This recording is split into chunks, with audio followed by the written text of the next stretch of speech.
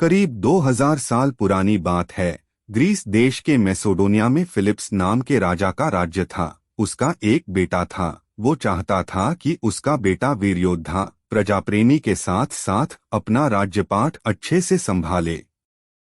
इसीलिए उसे योग्य बनाने और उच्च शिक्षा प्राप्त हेतु गुरुकुल भेजते हैं। उस समय शिक्षालय में प्रवेश के लिए एक परीक्षा देनी होती थी और नियमानुसार ये सबके लिए अनिवार्य था। राजा के बेटे को भी देना था। परीक्षा बहुत ही कठिन होती थी। परीक्षा प्रवेश का दिन था। सभी प्रवेश इच्छुक छात्रों को एक एक कटोरे दिया गया और सामने गरम जलते कोयले रख दिए। सबको अपने कटोरों में कोयले भरने थे। कोयला उठाते हुए चेहरे के भाव सहनशीलता के अनुसार ही प्रवेश मिल रहा था। राजा के पुत्र की सहनशीलता परखने की बारी थी। राजा फिलिप्स और उनकी रानी भी अपने पुत्र की परीक्षा देखने पधारे थे। राजकुमार के हाथों में कटोरा दिया गया। राजकुमार उस कटोरे में कोयले भरने लगे, तब अचानक से एक कोयला उनके पैर पर गिर गया। उससे राजकुमार के पैर की खाल जलने के साथ मांस भी जलने लगा। ये दृश्य रानी के लिए असहनीय था। अपने बेटे की इस दशा को देख न सकी और तुरंत ही राजकुमार के पास जाने के लिए उठ खड़ी हुई।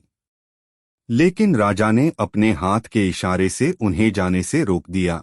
रानी की आंखें नम होने लगीं तो राजा उनके समीप आकर उन्हें सांत्वना देते हुए कहा, हमारे पुत्र को सहनशीलता का आदर्श बनना होगा, इसलिए ऐसी छोटे मोटे कष्टों को झेलना ही पड़ेगा। हर कार्य को निष्ठा से निभाना होगा। अपने लक्ष्य को पूरा करने का धैर्य और क्षमता तत्पर होनी चाहिए। रानी पूछती है, राजा बनने के लिए इतने कष्ट सहने पड़ेंगे हमारे पुत्र को?